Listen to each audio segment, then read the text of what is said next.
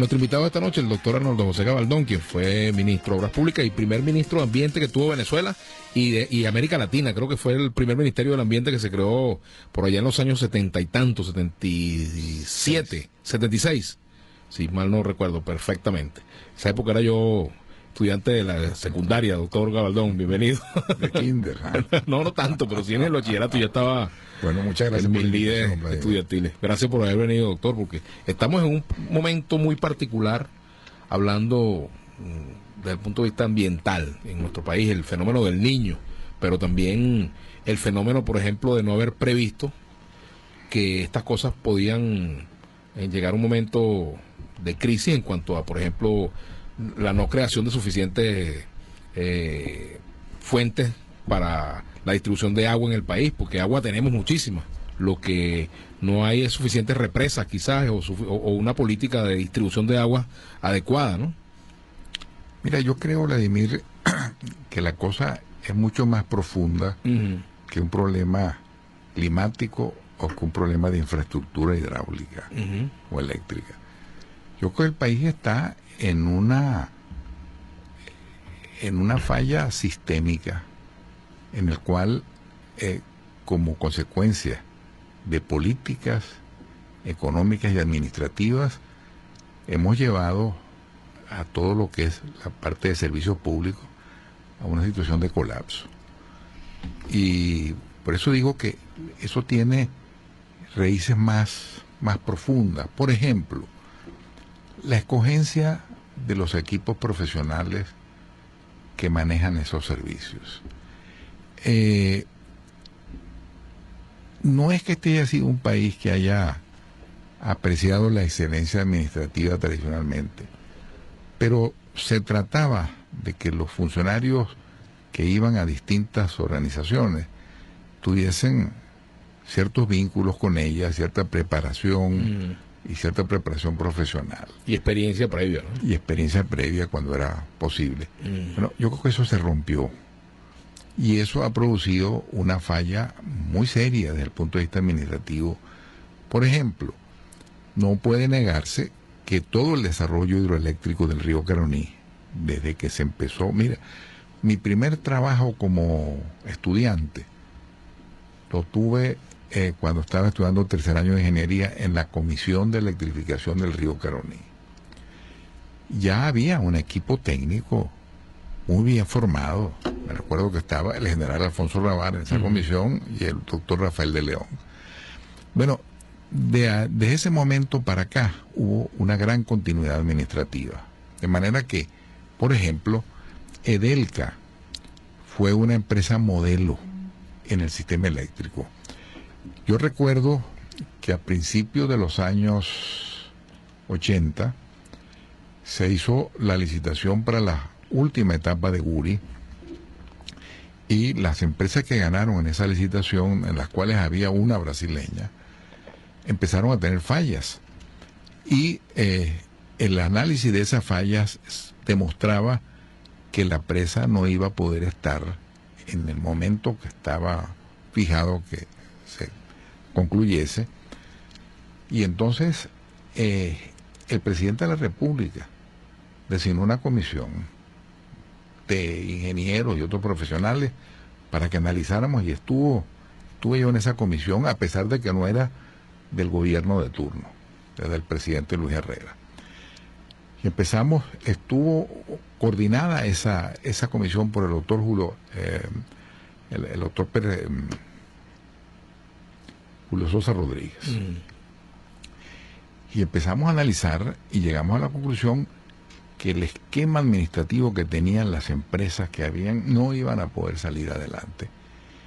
Discutimos varias y como a los 2 o 3 meses concluimos con un informe que creíamos que la cosa tenía que hacerse de una cierta manera. Por ejemplo, un problema gravísimo era el de mantener a los 10.000 o 12.000 obreros que estaban trabajando allí, a los cuales había que darles unas condiciones muy especiales de calidad de vida y de comodidad y de confort para que pudieran estar trabajando allí.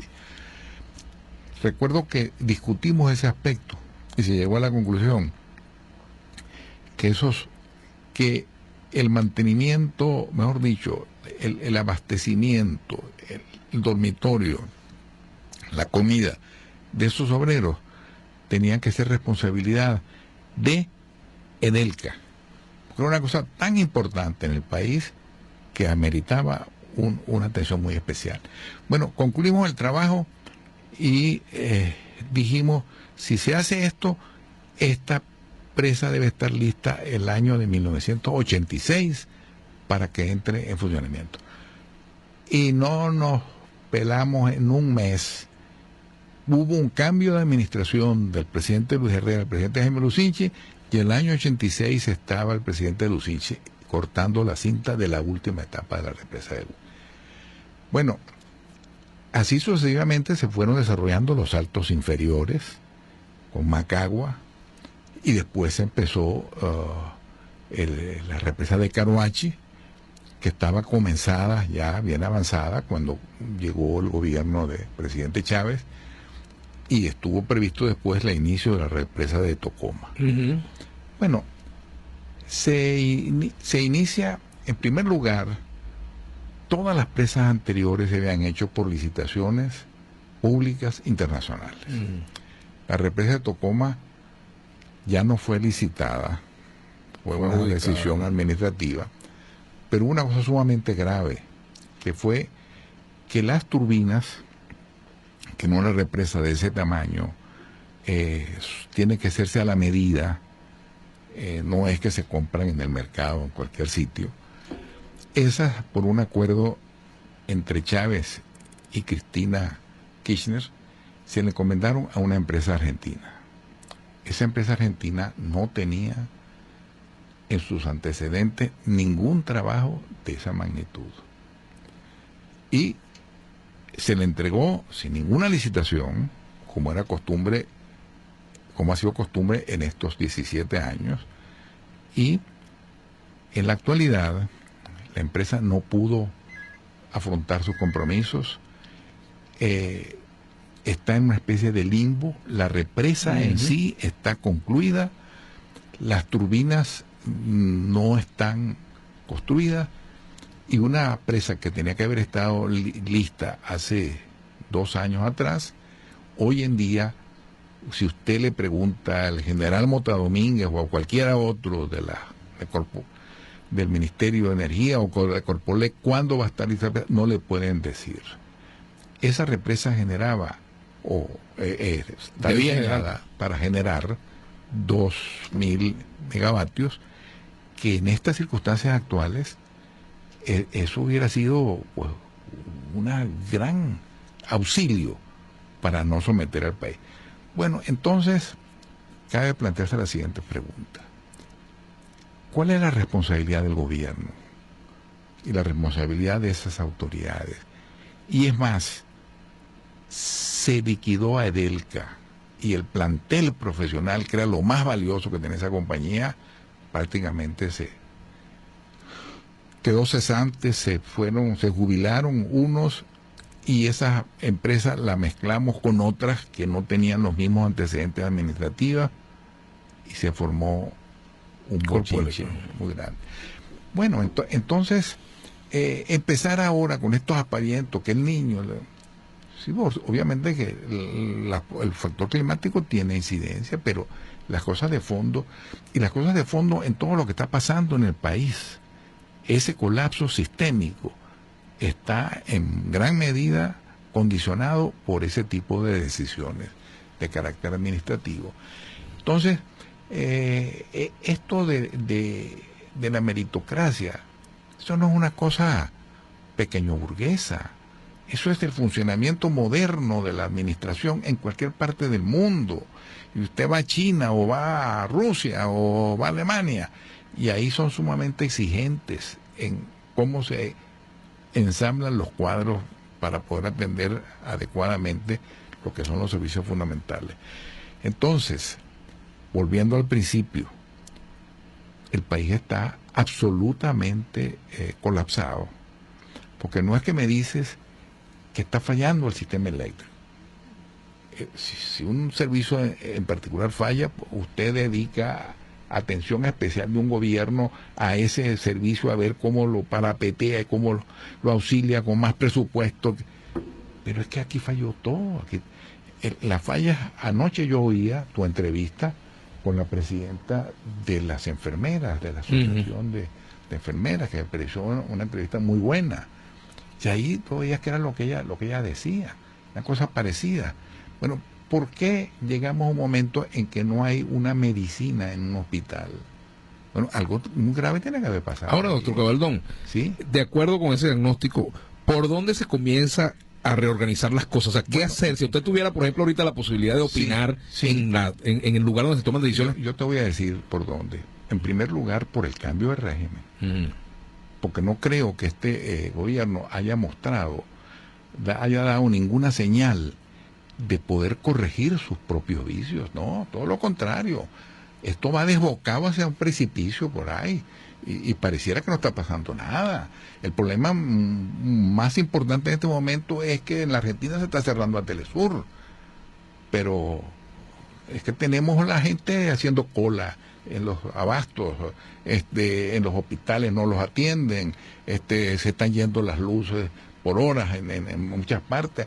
Hay un aparato industrial importante que no está produciendo lo que debe producir. Usted piensa por lo menos, por ejemplo, en la decisión tan atrabiliaria de mandar a todo el mundo de vacaciones durante la Semana Santa, en un país que todo el mundo está clamando porque se aumenta la producción, porque uno oye hablar a los chavistas y a los de la Unidad Democrática y todos dicen que aquí hay que aumentar la producción, no hay ninguno que difiera de ese objetivo, pero usted con una medida de estas está produciendo un disuasivo para este objetivo. Entonces, creo que cuando las cosas llegan a ese extremo, se requieren grandes soluciones. Ahora, no es que sea fácil salir, porque un país que se va a encontrar tan deshilachado, tan descompuesto, tan desorganizado, y sobre todo con unas políticas económicas que han creado cierta cultura de ocio en mucha gente,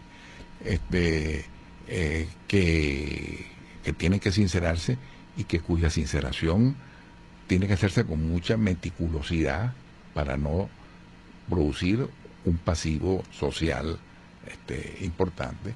Eso no es fácil, eso requiere equipos muy buenos que vamos a tener que improvisarlos, y que algunos puedan salir competentes, pero otros seguramente que no. Algunos pueden salir honestos, otros pueden salir corrompidos. Por cierto que creo que el factor de corrupción ha sido un factor muy importante. Mira, cayó en mis manos en días recientes, y me lo terminando de leer, las memorias del doctor Gumersindo Torres, un gomecista 100%, y un hombre que empezó a trabajar con el gobierno de la dictadura de Juan Vicente Gómez desde un principio. Una persona lo más escrupulosa que uno puede haber en materia administrativa. Uno no puede concebir. Eso es el padre de la hacienda pública. ¿Qué? Eso es que Román Cárdenas y él en el aspecto petrolero. Pero él, en las notas que iba haciendo, ya dejaba esas memorias que pidió que no las publicaran antes de 25 años después de su muerte, porque involucra a mucha gente de apellidos conocidos, iba señalando los ladrones que estaban alrededor del general Gómez. El gobierno del general Gómez es de los gobiernos más corruptos que ha habido en Venezuela. Pienso que esa forma de corrupción generalizada en que los amigos del gobierno, los testaferros, los generales que estaban alrededor del general Gómez, todos rebaban a sus anchas sabiéndolo el general Gómez, eso lo sabía. Eso no ha tenido reproducción sino en este régimen, en que hay una capa de altos oficiales de las Fuerzas Armadas y de civiles que llegaron con más o menos la impresión de que aquello era la hacienda propia y que podían hacer con esos recursos lo que les daba Eso no quiere decir que hubo una pausa entre la corrupción entre el gobierno Gómez no. Corrupción ahora, ¿no? siempre ha habido. Pero lo que, leyendo ese libro, que me parece que es formidable para entender el momento político en todo el régimen de Gómez, yo he encontrado una semejanza ahora con lo que está ocurriendo.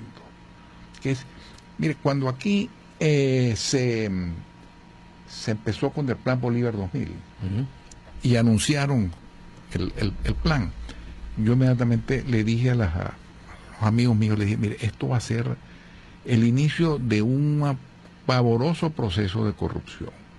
Bueno, ¿por qué? Me preguntaron. Bueno, usted no puede llamar al jefe de la división de tal parte, del comando estratégico de tal cosa, y decirle, aquí tiene una mochila de plata para que la gaste a sus anchas, y usted prácticamente no presenta cuentas, porque desde que se empezó a vertebrar la administración pública, aquí había una cierta forma de hacerlo. Por cierto que a Gumersindo Torres le correspondió ser el primer contralor que hubo en Venezuela, electo por el Congreso.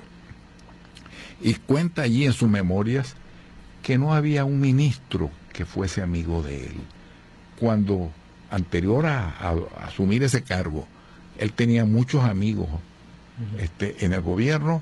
Cuando empezó a aplicar pequeñas medidas de rigurosidad, de presentación de cuentas, inmediatamente todos empezaron a chillar por aquí y por allá porque consideraban que se le estaba invadiendo. Bueno, eso es, por supuesto, la transición entre un régimen absolutamente primitivo desde el punto de vista del control administrativo a un régimen que quería empezar a cumplir con eso. Esas cosas no se pueden quebrar. Eso se quebró aquí y lo quebró el presidente Chávez porque tenía primero una ignorancia administrativa absoluta. Él no entendía cómo funcionaba la administración pública y creía que ese ejecutivismo de darle el dinero directamente a los subalternos para que hicieran, que eso iba... No, eso eran etapas superadas en Venezuela. Nos retrotrajo a etapas anteriores y ahí están algunos de los gérmenes de la situación esta de colapso sistémico que yo he llamado colapso sistémico provocado. Ahora, doctor Cabaldón, son muchos temas que a mí me gustaría abordar con usted. Ese es un aspecto muy interesante y por cierto que ese libro debe ser muy interesante leerlo. Muy ¿no? interesante. Debe ser muy bueno para todo el que vaya a gobernar, ¿no? Así es. Y el que esté gobernando sobre todo. Pero me gustaría también abordar otro aspecto de la problemática nacional y es el debate en torno al arco minero. ¿Qué tiene de bueno? ¿Qué tiene de malo? Mire, cuando yo llegué al Ministerio de Obras Públicas en el año de 1974, yo me encontré con un programa. Que por cierto, entre paréntesis, todavía uno ve tanquillas y cosas que tienen. Así es, y en el Parque En el Parque del Este, donde caminamos allí. Bueno, yo me encontré con un programa que había sido una especie de programa favorito del gobierno de la administración Caldera 1, que era el programa de Codesur. Y había mucha preocupación en lo que se estaba haciendo con ese programa. Porque si la gente recuerda, ahí se invitaba a los jóvenes pioneros que fueran a colonizar el territorio Amazonas y empezaron a hacer unas carreteras. Y había al mismo tiempo un programa de recolección de información, de topografía, de exploración minera y eso. Había mucha preocupación en la comunidad ambientalista sobre ese enfoque.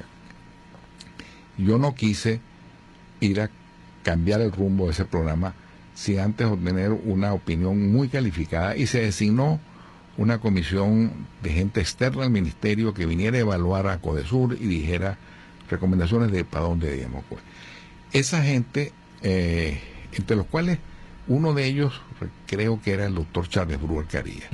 Esa gente llegó y dijo, hay que parar inmediatamente las obras de colonización del territorio Amazonas y hay que intensificar la recolección de datos, el estudio de los ecosistemas que estaban allí. Bueno, así se hizo. Eso no dejó de traerme ciertas desavenencias y especialmente el doctor Caldera reclamó reiteradamente el que se había acabado, no se había acabado el programa Coso, se había reorientado. Bueno, pero ¿qué es lo que hemos visto a lo largo de todos estos años? El Estado venezolano no tiene capacidad para imponer sus normativas, para dar instrucciones y después vigilarlas. Entonces, ahora con lo del arco minero, ¿qué se argumenta? Que van a venir unas empresas transnacionales muy modernas, muy apegadas al desarrollo sustentable, que van a hacer la explotación minera sin producir ningún daño al medio ambiente. Pero esas empresas requieren un policía ambiental, requieren un Estado riguroso que las haga cumplir. Por cierto, algunas han sido cuestionadas fuera de Venezuela. Pero por supuesto. Sacaron y en el África, en Chile, así es, en la propia Canadá. Así es, en la propia Canadá. Bueno, entonces, si algo se ha debilitado en los últimos años, es la capacidad del Estado para hacer cumplir las leyes. Entonces vamos nosotros a traer, a invitar a todos esos señores a que vengan aquí, a que hagan lo que les dé la gana en una situación en que ya hay 20, 30 mil garimpeiros allí, que están haciendo lo que les da la gana en asociación con gente de las Fuerzas Armadas, lo que es peor. Bueno, entonces el país no está preparado para eso. Y además, nuestro territorio es muy grande. Nosotros deberíamos tratar de conservar todo ese territorio a la margen derecha del río Orinoco como una especie de territorio de reserva. Sobre todo que allí están las fuentes de nuestro principal potencial hidroeléctrico, que es el río Caroní. ¿Cómo vamos nosotros a auspiciar una invasión allí desordenada que acabe con esa cuenca y que a la vuelta de unos años? El Gurí se hizo para que durara cientos de años. Ahora, de lo que ha pasado con la actividad minera ilegal, los garimpeiros, toda esta cantidad de bombas, máquinas, ¿hay daños ya irreparables, irreversibles? Bueno, yo creo que en una serie de sitios sí, ahí se ha destruido totalmente. Hay mucha fotografía, hay mucho apoyo gráfico, documental sobre eso. Por otra parte, por ejemplo, tenemos el problema malárico acá en el municipio Cifuentes, en el cual allí la población minera pues es uno de los focos de la práctica epidemia que se difunde por el resto del país de malaria. Ahora, nos quedan 4 minuticos, doctor Gabaldón, porque ha sido muy interesante la conversación, pero el tiempo ha pasado muy rápido. Sobre este caso del arco minero, ¿se puede reorientar? ¿Tiene aspectos positivos? ¿Cree que el país no tiene otra alternativa sino pasar del extractivismo petrolero al extractivismo minero en este momento? No, yo soy antirrentista y yo creo que hay que paralizar completamente ese proyecto. Es un proyecto nocivo para los intereses nacionales. Paralizarlo completamente. Paralizarlo completamente. Nosotros no estamos preparados para cometer esa iniciativa.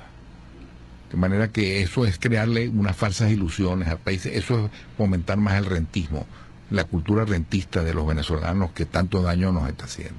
¿Y qué pasaría si, por ejemplo, eso sigue su marcha ignorando opiniones como la suya? Bueno, pues vamos a desguazar una parte importante, muy importante del territorio. El 85% del agua de Venezuela se produce en la margen derecha del río Orinoco. Y es una paradoja que Bolívar es uno de los estados con más problemas de agua, ¿no? Bueno, y el 85% de la población está en el arco costero, norte costero. Nosotros tenemos ese gran desequilibrio. Entonces, si hacemos eso, pues estamos actuando contra esa riqueza tan importante como es. Por cierto, que aprovecho de una última cuña. Pasado mañana estamos presentando, promovido por la Fundación de Empresas Polar, un libro que se llama El agua en Venezuela, riqueza escasa, en que tratamos de señalar la situación actual y mostrar el derrotero que debería seguir Venezuela para aprovechar mejor sus recursos hídricos y evitar esa paradoja entre riqueza y escasez. Ahora, fíjese, también me llama la atención, tenemos el río Caroní, pero tenemos el río Orinoco. Por ejemplo, la fuerza del Orinoco, en un momento como este, ¿se pudiera utilizar para pensar en un proyecto mediano, largo plazo? Mira, sí es posible. Lo que pasa es que no se ha hecho un estudio en la parte baja del Orinoco. Ahí hay posibilidad de hacer cierto represamiento del río y hacer una presa de muy baja altura y turbinar ese enorme caudal. Vaya que eso, pero lo lógico es que empecemos por las cabeceras, por donde están los saltos más poderosos, que eran los de Guri, los de más abajo de Guri. Ya finalmente, doctor, se anuncian tiempos muy difíciles en materia de distribución eléctrica, precisamente por los problemas de la caída de los niveles en el Guri. ¿Usted es tan pesimista como quienes están anunciando un colapso del sistema eléctrico nacional? No, yo aquí eso de hablar de colapso como algo que se va a la luz para todo el país, no, eso no es así. Pero lo que sí es verdad es que van a haber muchísimas poblaciones racionadas y van a haber muchas industrias paralizadas. Caracas, por supuesto, va a sufrir. Va a sufrir. Bueno, todavía nos quedan 2 minuticos por aquí con respecto a ese tema de la electricidad. Por ejemplo, los pasos que se tendrían que dar en lo inmediato. Por ejemplo, se supone que a corto plazo no hay grandes soluciones, pero ¿qué haría un gobierno responsable en un momento como este frente a ese tema? Bueno, en primer lugar, nombrar un equipo de gente competente, porque el hecho de que usted sea general de la Guardia Nacional no lo califica a usted para ser el encargado de todo el sistema eléctrico venezolano. Tienes que empezar por allí y traer otra vez gente que sepa que la hay.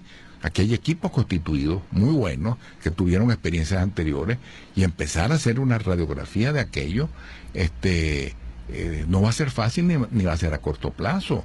Por ejemplo, lo de la represa de Tocoma hay que meterle el ojo de una vez para ver que si esta empresa argentina no puede producir, bueno, hay que buscarse otra. Por eso no puede quedar paralizado así indefinidamente. Y con respecto a las plantas de la distribución que llaman de generación distribuida, que fue un gran embarque, ¿cómo es posible, Vladimir, que nosotros hayamos ido a asesorarnos en Cuba para el sistema eléctrico venezolano, cuando este era un sistema eléctrico 20 veces más importante que el sistema eléctrico cubano? Entonces, nos embaucaron, además era una intermediación que hacían para comprar unas plantas que muchas resultaron que eran de segunda mano, y además fue ese proceso de los orígenes de una de las corrupciones más grandes, en que más riqueza se hizo aquí, porque se gastaron como 30 o 40 millones de dólares, y ahí están ahora los señores, estos bolichicos que están acusando, que hicieron fortunas de la noche a la mañana de una manera astronómica, que compraron máquinas que se suponía que eran nuevas y que estaban utilizadas. Hoy publica en la prensa de que solamente el 28% de todas esas plantas termoeléctricas están en funcionamiento. Bueno, ¿cómo es posible eso? Bueno, muchas gracias, doctor. Muchas gracias por darme esta oportunidad. Finalizamos la entrevista. Un placer haberlo tenido por aquí. Esperamos volver a vernos pronto.